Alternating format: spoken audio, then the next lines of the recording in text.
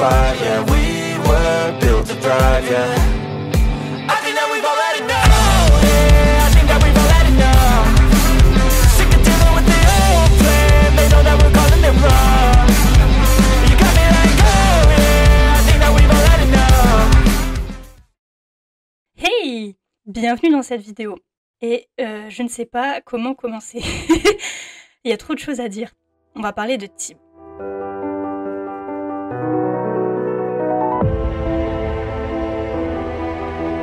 Comme vous le savez, ma série Tout ira bien a pris fin il y a maintenant presque un mois. Elle aurait été la plus longue et sûrement la plus importante de ma chaîne. Et étant donné tout ce qu'elle a représenté pour moi ces 2 dernières années, ça faisait pas mal de temps que je m'étais décidée à prendre la parole à son sujet et à vous faire un retour sur mon expérience avec cette série. Parce que je crois que j'ai encore beaucoup de choses à dire. Avant de plonger dans le vif du sujet, je voudrais commencer dès ici par faire un disclaimer. Premièrement, cette vidéo parle directement de Tout ira bien et de tout ce que la série représente pour moi dans sa globalité. Donc on va spoiler Tib. Alors si vous n'avez pas encore regardé la série, déjà que faites-vous ici? Et ensuite, allez regarder Petit Chenapan. Deuxièmement, comme je l'ai dit, on va parler de Tout ira bien. Donc cette vidéo abordera des sujets sensibles tels que le la la dépression, l'anxiété, la santé mentale, bref, tout ira bien quoi. Mais au cas où vous seriez vraiment très sensible à ce genre de sujet, voilà, vous êtes avertis.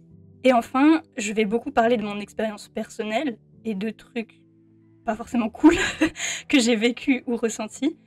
Mais je tenais vraiment à vous rassurer dès maintenant au début de la vidéo, je vais mieux aujourd'hui. C'est pas tout fou la joie youpi, mais ça va mieux qu'à l'époque dont je vais vous parler. Le but c'est vraiment pas de vous inquiéter sur ma santé mentale, juste de m'exprimer. Tout ceci étant dit, commençons. Remettons déjà un peu de contexte. Le premier épisode de Tout ira bien est sorti le 29 avril 2022, et non le 1er mai, contrairement à ce que je crois toujours à tort. Mais pour ceux qui me suivaient déjà en 2021, vous vous souvenez peut-être que ça a été une longue histoire. La longue histoire qui s'étale entre novembre 2021 et mai 2022, période dans laquelle j'ai créé Tout ira bien. Laissez-moi vous raconter tout ça. En septembre 2021, je venais de terminer ma série Les garçons ne pleurent pas, d'avoir mon bac et de rentrer dans le supérieur en double licence à la fac. Et après une courte, très courte, bien trop courte pause sur ma chaîne suite à la fin de cette série, j'ai directement commencé un autre projet en collaboration avec Bouli. Bouli, alias Martha. Son identité est dévoilée, oh là là, que de révélations! On l'avait cramé à la similitude de tes os, c'est Martha. Désolée de ne t'avoir rien dit. Bref, on avait débuté la série Vivre. Peut-être que certains s'en souviennent encore, enfin je sais que certains s'en souviennent encore, et je suis vraiment désolée qu'on ait dû très rapidement arrêter cette série après son commencement. On n'aura pas réussi à tenir le rythme de sortie, avec les cours et des problèmes personnels, continuer de produire une vidéo par semaine, c'était plus du tout possible. Et moi, même si je l'avais en partie vu venir cet échec, je m'étais pas préparée à ça. Ça faisait déjà 2 ans que j'allais pas super bien. Je savais plus où était ma place. J'avais du mal à trouver du sens à ma vie, à me projeter dans mon avenir. J'étais juste stressée, angoissée, triste sans raison. Mais heureusement dans tout ça, il y avait quelque chose qui me permettait toujours de me retrouver avec moi-même et de tenir le coup. C'était de continuer ma chaîne. Et pourtant, au lieu d'accepter l'échec de vivre, dit comme ça c'est tellement vrai, pardon. Au lieu d'accepter notre échec sur le rythme de production de cette série et d'annoncer une petite pause ou bien de baisser la fréquence des épisodes, je me suis plutôt dit, je vais juste disparaître de ma chaîne. Sans aucune explication. Voilà, ça c'est la solution. Bon, spoiler, c'était pas une très bonne solution, voire même sûrement la pire solution que je puisse trouver. Comme je l'ai dit, j'allais pas bien et je faisais déjà que des bêtises. Au final, je suis revenue à peine 1 mois plus tard parce que j'avais besoin de cette chaîne dans mon quotidien. J'avais fait mon grand retour avec le GCMV Mars, pour ceux qui s'en souviennent, mais je voulais pas m'en tenir à un GCMV. Je voulais reprendre une série parce que c'est ce que j'ai toujours fait et préféré faire sur la chaîne. Le truc, c'est que j'avais pas prévu tout ce bordel. Vivre était plus dans mes plans et la seule autre série que j'avais prévue, c'était la saison 2 des Garçons ne pleurent pas. Mais à l'époque, je voulais pas directement me lancer dessus après avoir fini la saison 1. J'avais besoin d'autre chose. Mais dans l'état où j'étais, j'avais pas la force de construire un nouveau scénario en partant de rien. Alors je me suis dit, pourquoi ne pas reprendre l'un des nombreux projets que je garde de côté depuis super longtemps en me disant je le ferai un jour et en les faisant jamais parce que j'ai pas le temps. Là, j'avais le temps. Tout ce qui me manquait, c'était la base de scénario pour m'appuyer et repartir. Alors j'ai cherché là-dedans. Et parmi les projets qu'il y avait, vous la voyez peut-être venir pour les plus anciens d'entre vous, il y a cette battle de chant. Cette vidéo catastrophique. Sérieusement, Lucas était la reine des neiges. Pourquoi Emma et Aaron sont des loups? Et Evelyn, elle s'appelait Eline. Y a rien qui va. Cette vidéo, c'est l'une des toutes premières que j'ai faites avec Gacha Life. Même si elle n'est pas la première vidéo sur ma chaîne, temporellement, elle a été réalisée avant même l'épisode 1 de L'amour ne s'achète pas, pour que vous réalisiez bien comment elle date. Mais bref, j'avais quand même travaillé les relations entre les personnages dans cette battle. Et j'en étais assez fière. À l'époque, ça faisait pas mal de temps que j'avais mentionné l'idée d'en refaire un petit JLMM avec plus de détails sur la vie et les relations des personnages. C'était assez simple, rapide, et je me suis dit let's go. C'était censé être un simple JLMM, de max 1 heure. Et puis je me suis dit que j'avais quand même pas mal de choses à dire. Alors pourquoi pas en faire une petite série de 15 épisodes? Et puis je suis partie complètement aux cacahuètes, et ça a donné Tout ira bien, 45 épisodes. Ok, à ce stade il faut que vous sachiez quelque chose sur moi qui n'est déjà pas vraiment un secret. Je mets énormément de moi dans mes créations. Je comprends même pas les gens qui arrivent à créer sans faire ça. Enfin, je respecte, mais moi, ça a toujours été ça mon essence. M'exprimer, balancer une émotion, retranscrire tout ce que je sais pas dire avec de simples mots. Et je le faisais déjà plus ou moins dans chacune de mes autres séries. Mais dans Tout ira bien, j'ai tout mis. C'est la série, vous l'aurez compris, dans laquelle j'ai mis le plus de moi-même. Alors évidemment, il y en a pas forcément partout non plus. C'est pas une autobiographie.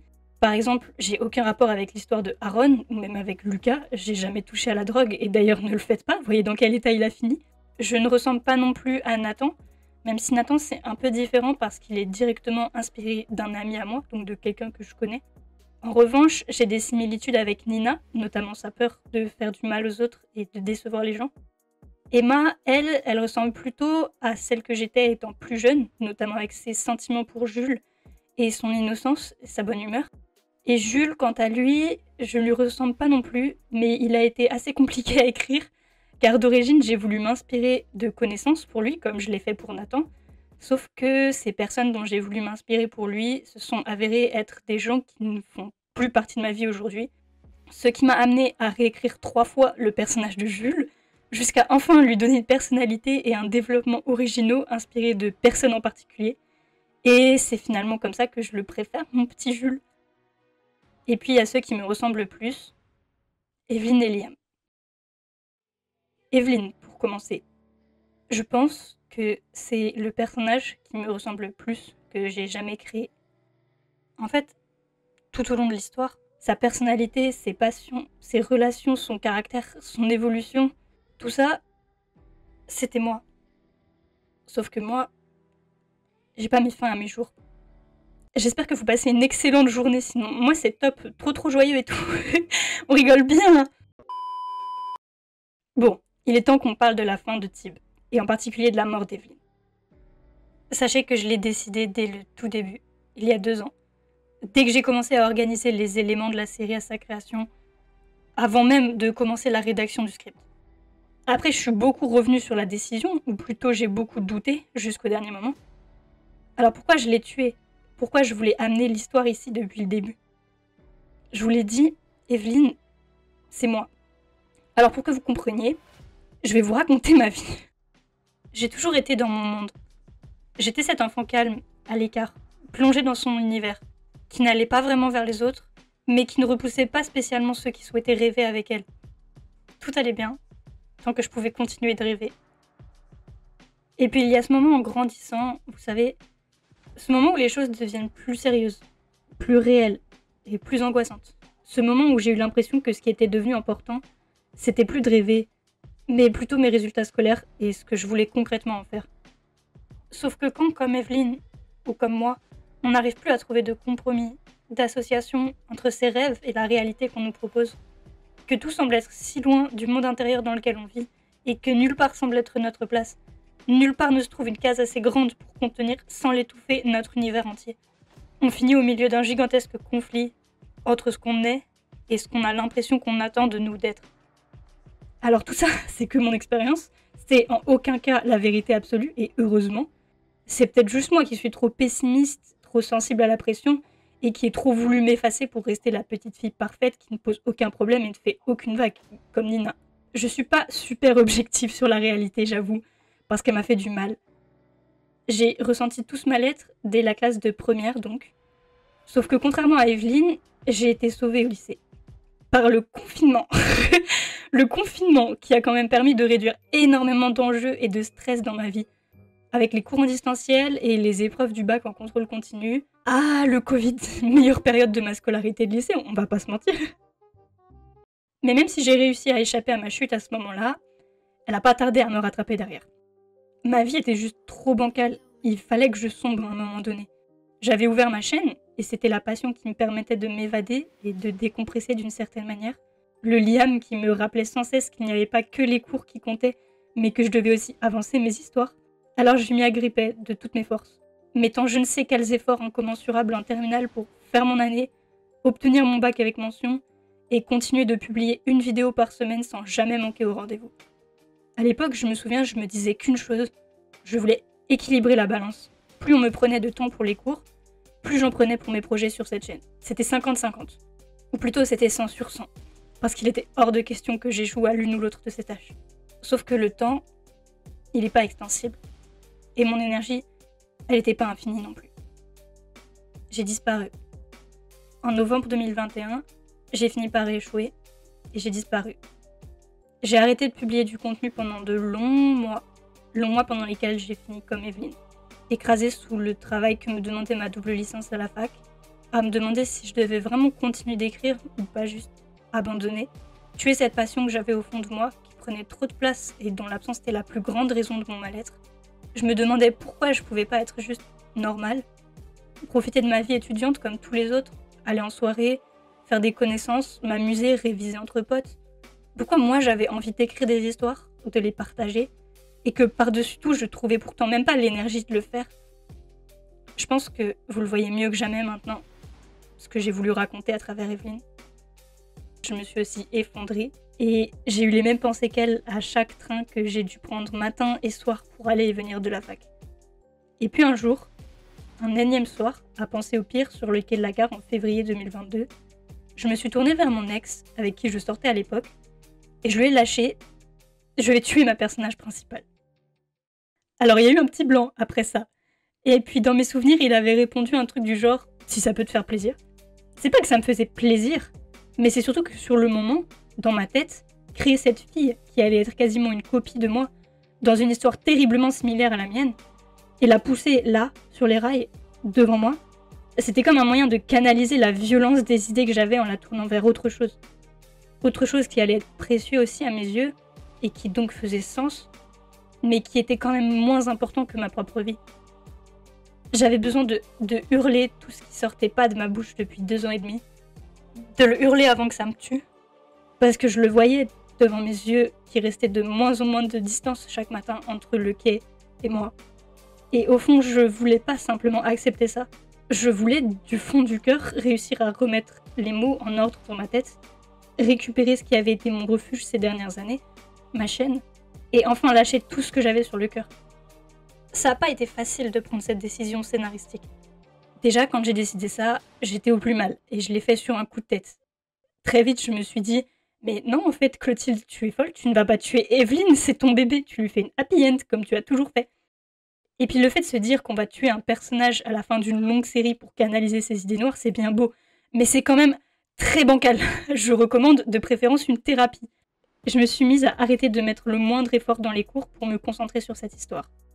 De base, moi qui ne voulais ni échouer sur ma chaîne, ni dans ma scolarité, j'avais échoué sur l'un en novembre, et je m'apprêtais à m'écraser sur le 2e mur en tentant de réparer le premier.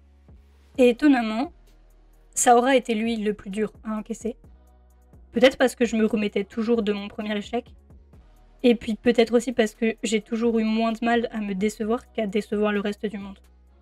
Les examens approchaient, et c'était soit je remettais mon histoire de côté pour me remettre à fond à étudier, soit j'allais vraiment, pour la première fois de ma vie, faire face à l'échec scolaire. Et choisir entre les deux, c'était impossible. J'ai fait un burn-out, du moins d'après le diagnostic des professionnels que je ne remettrai pas en question. Contrairement à Evelyne, j'ai obtenu le droit d'être sortie du système scolaire à temps, Et 2 mois plus tard, j'ai débuté Tout ira bien.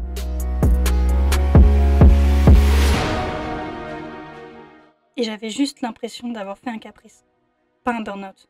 J'étais capricieuse, je voulais rester enfant, je faisais aucun effort. L'histoire était lancée, mais ça n'a pas été facile. Je peinais à aligner 2 mots qui faisaient sens malgré tout ce que je voulais dire, et jusqu'à la fin de cette série, j'ai eu du mal à tout retranscrire. J'ai eu beaucoup de mal à écrire Tout ira bien, parce que je vivais littéralement la plupart des sujets qu'elle abordait en temps réel. Et puis j'avais régulièrement peur d'être en tort, de partager tout ça de façon aussi transparente. Peur de mettre mal d'autres personnes ou d'endommager leur santé mentale aussi, en essayant juste d'exprimer mes émotions. Je sais que beaucoup de gens ont délaissé la série parce qu'ils la trouvaient justement trop sombre. Et je comprends totalement, je vous en veux pas du tout pour ça. Mais je doute que vous regardiez cette vidéo du coup. Jusqu'à la fin, j'ai hésité à vraiment le faire, à tuer finalement Evelyn. Parce qu'au fur et à mesure de la série, je me suis encore plus attachée à elle. Et surtout, j'ai vu des tas de gens se reconnaître en elle. Passé un certain stade de l'histoire, je comptais plus le nombre de retours de personnes me disant ressembler à Evelyn. Et plus la fin approchait, plus j'avais peur de lui donner cette fin tragique alors qu'elle avait pris autant de sens pour vous tous. Parce que mon but, c'était évidemment pas du tout d'encourager au passage à l'acte. Et puis il y a eu un autre problème. Lorsque j'ai commencé la série, j'étais donc vraiment au plus mal. Mais au bout d'un moment, au bout d'un long moment, j'ai quand même petit à petit réussi à aller mieux, à retrouver goût aux choses. Et j'en suis arrivée à cette question. Je tue Evelyn, mais après, qu'est-ce que je deviens ? Qu'est-ce que je fais après avoir mené à la mort le personnage qui me représente ? Quand on y pense, c'est juste horrible. Je le répète, mais faites plutôt une thérapie. Bon, moi j'avais les deux, la série glauque et la thérapie, et j'ai fini par trouver une solution. Il est temps de parler de Liam. Cette vidéo est interminable, j'ai l'impression, j'en suis désolée. Liam. Au début, Liam, c'était vraiment un perso dont je savais pas trop quoi faire. Je l'avais rendu mystérieux, mais j'avoue que c'était surtout parce que j'avais aucune idée d'où je voulais l'emmener. Très vite, j'en ai finalement fait une motivation pour Evelyn, à continuer ses passions. Dès qu'il a commencé à l'approcher dans la série pour lui proposer une collaboration entre eux. À l'époque, il était un peu comme une métaphore de vous, ma communauté. Il était un peu l'incarnation de mon envie de créer des choses et de les partager. Et puis petit à petit, au fur et à mesure que j'ai dû le développer, j'en ai fait autre chose. Comment l'expliquer ? J'ai comme transféré ma conscience d'Evelyn à Liam, pour qu'Evelyn devienne un peu plus simplement ce que j'ai été, et Liam prenait la forme de ce que je voulais devenir. Quelqu'un qui n'accorde plus autant d'importance aux attentes que peuvent avoir les autres, et qui a décidé de se battre pour continuer d'être qui il était, continuer de rêver et de vivre ses rêves. Je suis loin d'avoir le vécu de Liam, contrairement à celui d'Evelyn.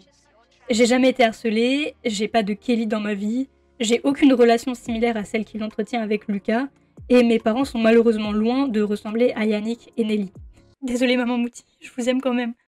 Mais j'ai son envie de créer, sa passion, sa détermination à vivre à sa manière, un peu au moins. Et aujourd'hui, je suis assez fière d'en être là avec lui, plutôt que sous terre avec Evelyn. Pardon, j'étais obligée de le rappeler. En réalité, Liam a été monstrueusement dur à écrire, parce que quand j'ai dû commencer à le développer, j'étais encore à des années-lumière de son état d'esprit. Et il me semblait tellement utopique. J'arrivais pas du tout à m'y retrouver ni à trouver le moindre sens entre les lignes de son script. Mais au fur et à mesure, j'ai réussi à le suivre. Je pense pas que je sois totalement comme Liam aujourd'hui. Déjà parce que c'est un personnage, et que dans tous les cas je serais toujours plus complexe qu'un personnage fictif. Mais contrairement à ce à quoi je m'attendais, j'ai pas l'impression d'avoir complètement achevé ma transition entre l'état d'esprit d'Evelyn et l'état d'esprit de Liam. J'ai toujours le sentiment d'être entre les deux. Les deux me représentent. Malgré ma détermination à ne plus négliger mes passions, j'aurais toujours ces doutes au fond de moi qu'Evelyn portait.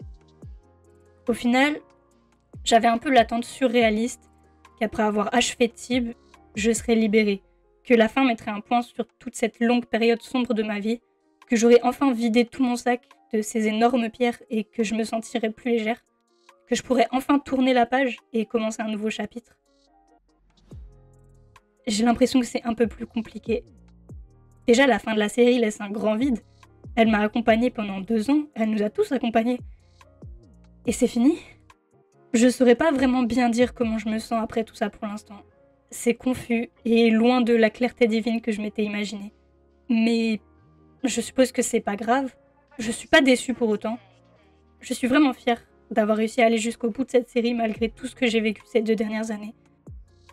Et je voulais aussi tous vous remercier, vous qui avez eu le courage de la suivre, vous remercier de m'avoir donné la force d'aller jusqu'au bout de ce projet, malgré tous les moments où j'ai trébuché.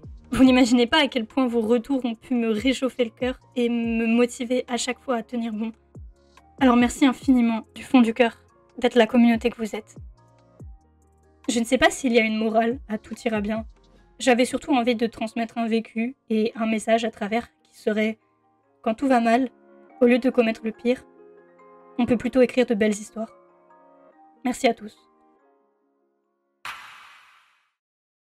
Meet me at the playground.